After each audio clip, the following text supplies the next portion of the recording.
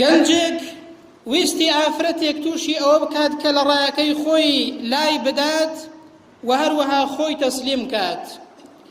ئەو ئافرەتەیە کە ئافرەتێکی خواناز بوو، کە ئافرەتێک بوو هەستی بە چاودێری خوای پەروەردگار دەکرد، لە تاریکاییدا گەنجەکە پێی وت کە دەستی لەگەڵ تا تێکەڵ کات و خۆی تەسلیم کات. بەڵام ئافرەتەکە گوتی با بچین بۆ کۆشکێک هەموو دەرگاکان لەزەر خۆمان داخەین.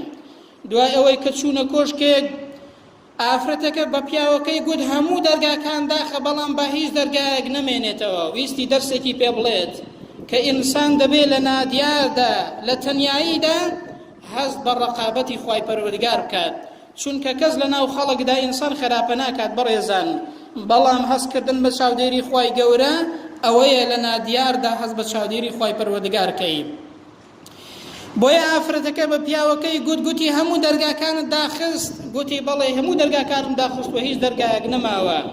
ئافرەتەکە لەو کاتەدا گوتی بەڵام دەرگایەک ماوە کە هەرگیز داناخرێت، بەڵام دەرگایەک ماوە کە قەت ئەو دەرگایە داناخرێت، هەموو دەرگاکانیش داخەی دڵنیا بە ئەو دەرگایە لەسەر داناخرێت. پیاوەکە زۆر پێی سەیر بوو، گوتی کام دەرگایە ماوە؟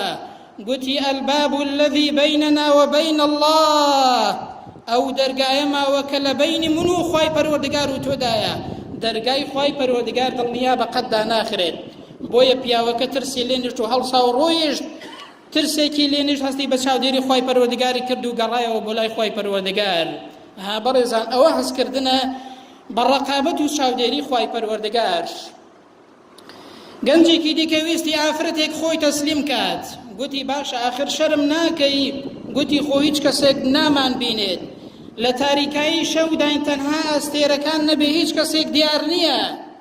ئاخر گوتی ئەی ئەو کەسەی کە ئەستێرەکانی هەڵهێناوە، ئەی ئەو کەسەی کە ئەستێرەکانی دروست کردووە و ئەستێرەکانی هەڵهێناوە برام ئەو دەمان بینێت، ئەی شەرم ناکەی برام لەو کەسەی کە ئەستێرەکانی هەڵهێناوە؟ بۆیە شاعیر جوانی گوتووە کە دەڵێت إذا ما خلوت بريبة في ظلمة والنفس داعية إلى الطغيان، لكاتيك ذاك لتاريكاي شوداي هيج كسيكت لي ديار نية، نفست بيت دليك طغيان وسربيتشي قناه تاوان كي خطريك خراب بدل الداديت، لو كاتدا فاستحي من نظر الإله، شرم كالتي روانيني إلهي وپروردگارت لرقابة شاوديري خواي پروردگار. وقل لها إن الذي خلق الظلام يراني، بنفسي خود بڵێ برام ئەو کەسەی کە تاریکایی دروست کردووە ئەو دەتبینێت، ئەو کەسەی کە ئەرز و ئاسمانی دروست کردووە تاریکایی دروست کردووە دەی دڵنیا بە هەر ئەو دەتبینێت.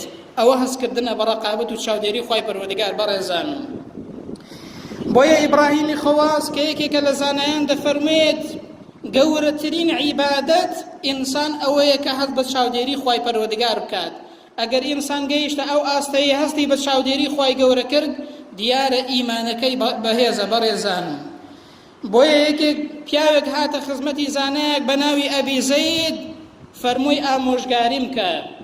زانایەکە پێی فەرموو تەماشای ئاسمان کە، ئەو ئاسمانە دەبینی؟ گوتی بەڵێ. گوتی ئەو ئاسمانە کێ دروستی کردووە؟ گوتی ئەڵڵاه. هیچ کەسێک کێشەی نییە کە ئەرز و ئاسمان ئەڵڵای دروست کردووە، بەڵام گرفت لەوەدایەت چۆن مامەڵە لەگەڵ خوای پەروەردگاردا دەکەین. بەڕێزان بۆیە فەرمووی دەی هەر ئەو پەروەردگارەی ئەو ئەرز و ئاسمانەی دروست کردووە دەی کەواتە وەریای خۆت بە ئەو پەروەردگارە خاوەنی ئەو ئەرز و ئاسمانە دەتبینێ هەمیشە هەست بە چاودێری خوای پەروەردگاری خۆت بکە.